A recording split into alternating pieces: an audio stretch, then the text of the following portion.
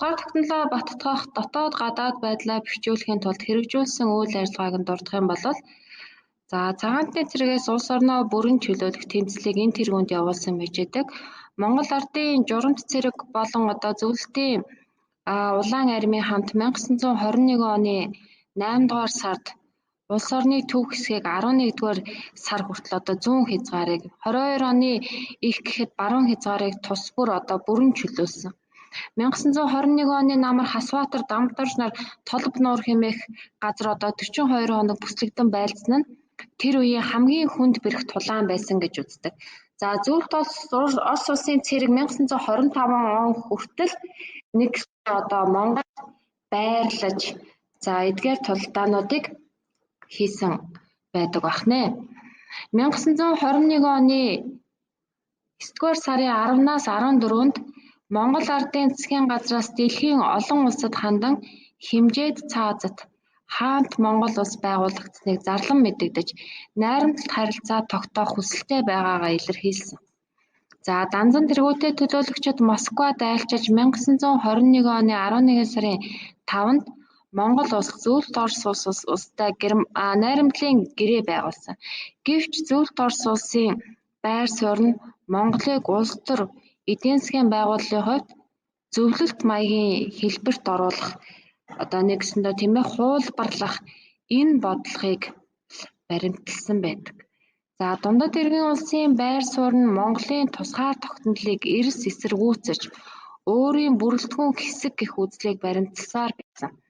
Тухайлх юм бол 1949 он хүртэл байх нь тийм ээ. 1924 оны Зөвлөлт хятадын гэрээнд бол Монголыг хятадын нэг хэсэг гэж заасан нь манай улсын тусгаар тогтнолыг олон улс хүлээн зөвшөөрөх боломжийг олон жил хаасан байждаг. Монголын төр улс орныхоо дотоод байдлыг засан тохиноолохын тулд цаашид сонгож байгуулдаг засаг буюу бүгд найрамдах засгийг тогтоох хуучин нийгмийн харилцааг халж өөрчлөх бодлогыг баримталсан байждаг.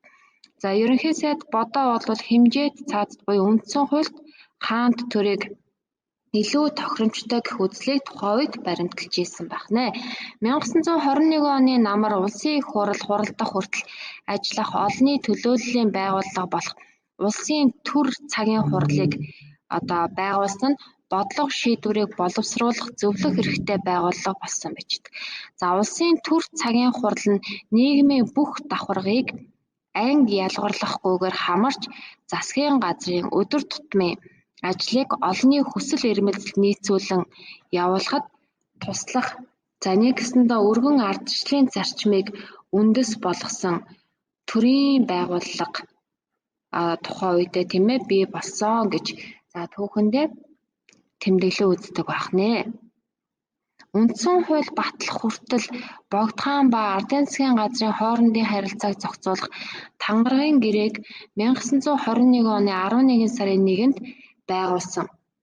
Энэ гэрээ нь хэмжээд засагт ард улсуудын үндсэн хуулиудын гол утгыг баримтлан тогтоосон учраас хэрэг дээрээ үндсэн хуулийн үүргийг гүйцэтгэж исэн гэж үздэг. 1921 оны сүүлээс үндсэн хуулийн төсөл боловсруулах ажил эхэлж энэ нь багагүй саад бэрхшээлтэй тулгарч 1924 он хүртэл нэгсэндээ энэхүү ажил нь үргэлжилсэн гэж үздэг. Тухайлх юм бол 1921 оны зунаас ерөнхий сайд бодоо Эрдэмтэн Цэвэн нар тус бүр нэг төслийг боловсруулсан. Гэвч 1922 оны эхээр бодоог улс төрийн хэрэгт буруутхан огцруулсан тул түүний боловсруулсан төсөл хэрэггүй болсон. Түүний дараагаар 1922 оны 5 сарын 19-нд шүүх яамны сайд Магсаржав Эрдэмтэн Цэвэн Түшмэл Баточир нарын бүрэлдэхүүнтэй комиссийг байгуулж англи мэт улсын хуулиас товчлон авч идэггүйгэн явуулж буй засгийн байдалд нийцүүлэн үндсэн хуулийн төслийг боловсруулахыг нэгсэндээ үүрэг даалгуулсан. 1921 оны 4-р сараас орон нутагт Ардын засгийн газрын бүрэн эрхт төлөөний түвшинглийг томилон ажиллуулсан байжээ. Тэд Монгол Ардын намын бодлогыг сурталчилж орон нутгийг төхнүүлэх ажлыг зохион байгуулсан. Нутгийн засаг захиргааг ардчилсан үндсэн дээр өөрчлөх бодлогыг явуулж эхэлсэн. Тухайлх юм бол 1923 онд засаг ба засаг бус Ван гүнгүүд эрх хэмжээний дүрм, их шавийн захиргааны дүрм, 1924 онд ховдын харьяат захиргааны дүрм зэрэг дүрмүүдийг тухайн үед баталсан байждаг.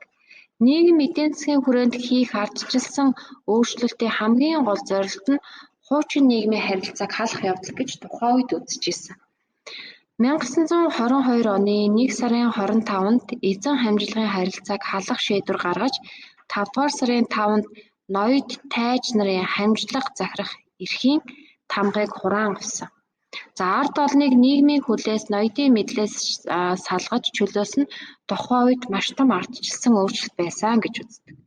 1923 онд аймаг, хошуу, сумдыг шинжлэн зохион байгуулах эхний арга хэмжээг хэрэгжүүлж халахын аймагуудын нэрийг уулын нэрээр өөрчилсөн. Тухайлах юм бол Сэцэн хаан аймгийг Хаан Хэнтийн уулын аймаг, Түшээд хаан аймгийг Богдхан уулын аймаг, Засагтхан аймгийг Хантайшир уулын аймаг, Сайн Ноён хаан аймгийг Цэцэрлэг мандлын аймаг хэмээн нэрлэснээр хошуу сум отгийн хуучин нэрийг халж мөн уул усны нэрээр нэрлэсэн. Харин 1929 онд ховдын хязгаарт харьяалагдчихсэн Дөрөвдийн Зоригт хааны болон Далай хааны аймгийг нэгтгэж Чанман уулын нэрээр нэрлэсэн. За аж ахуй эдийн засгаас сэргээн хөгжүүлж ард олны амьдралыг дээшлүүлэх талаар авч хэрэгжүүлсэн арга хэмжээ нь мал сүргээ өсгөн үржүүлэхийг дэмжиж өртөө улааг цэгцлэх, гадаадын худалдаачдад төлөх өрийг хүчингүй болгох, албан татварын бодлогыг өөрчлөх, харийнхны мэдлэлд байсан үйлдвэр, уур хайн газрыг урлагийн болгох, шуудан холбооны газар, Монголын харилцан туслалц хоршоог байгуулж, санхүү банкны тогтолцоог бүрдүүлэн үндэсний мөнгөн тэмдэгттэй болох алхмуудыг хийсэн бичдэг. Энэ нь 1923 онд үндэсний эдийн засгийн бодлогыг боловсруулсан бичдэг. Соёл боловсролыг хөгжүүлэх талаар 1921 оны 11 сарын 3-нд 3 жилийн бага сургуулийг дахин нээж хичээллүүлсэн. Анхны сурах бичгүүд нь цаасан шувуу, оюун дэлгүүр, Жамианы зохиосон Монгол үсгийн цагаан толгой, урт өдрийн улигт үгийн бичиг хэвлэн хэрэглэж исэн.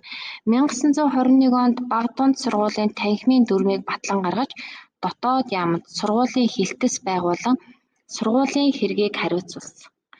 Бага сургуулийг 3 жил 8-аас 13 насны хүүхэд, дунд сургуулийг 5 жил 10-аас 16 насны хүүхэд болон Монгол бичиг төсөөлөх 14-өөс 18 насны хүүхдийг дунд сургуульд бас хамруулан сурах гар заасан байждаг. 1922 оноос багшийг бэлтгэж 1923 онд багшийн сургуулийг байгуулсан. 1922 оноос цэрэг улс төрийн боловсон хүчнээ зөвлөлт Орос улсад илгээн суралцуулах болсон. Мөн түүнчлэн 1923 оноос нийслэл хүрээнд анхны бүрэн бус дунд сургуулийг байгуулсан. 1924 онд сургууль боловсролыг хариуцсан яам байгуулсан. Мөн 24 онд Алтан булагт, 25 онд Улаанбаатарт анх цэцэрлэг байгуулж 30 гаруй хүүхэд, нийт 4 багштайгаар тухайн үед үйл ажиллагаагаа эхлүүлж исэн гэж үздэг. 1921 оны 11 сард орчин цагийн шинжлэх ухааны анхны байгууллага болох Судар бичгийн хүрээлэн өнөөгийн шинжлэх ухааны академийн үндэс суурьч гэж үздэг. Тухайн үед байгуулагдажсэн. Ховор чухал ном судар цуглуулах, судлах, орчуулах, судалгааны ажил явуулах, түүх соёлын дурсгалыг хамгаалах, гадаадын улс орнууд эрдэмтэн судлаачдтай хамтран ажиллах болж 1922 оноос Эндрюсийн экспедиц, 1923 онд Козловын шинжилгээний анги Монголд ажиллаж гайхамшигт нээлтүүдийг тухайн үед хийсэн гэж түүхэндээ тэмдэглэн үлдсэн байдаг. Эндрюсийн анхны палеонтологийн экспедиц 1922 онд Баг богд, Арц богд, Өнгийн голд, хоёр дахь экспедиц нь 1923 онд Өнгийн гол, Шаварт, Баян заг зэрэг газруудаар хайгуул хийж Монголын говьоос үлэг гөрөвлийн бүтэн яс, өндөг, бусад үнэт зүйлсийг олсон гэж үздэг. Козловын шинжилгээний анги ноён ууланд малтлах хийж хүннүг үеийн буршаар нээлт хийсэн байждаг. Үүний дараагаар хүн амын эрүүлийг хамгаалах, өвчин эмгээс сэргийлэх, эмчлэх, уламжлалт эмчилгээний зэрэгцээ, орчин үеийн эмнэлгийг байгуулах маш их том арга хэмжээг тухайн үед авч хэрэгжүүлж байсан гэж үздэг байна.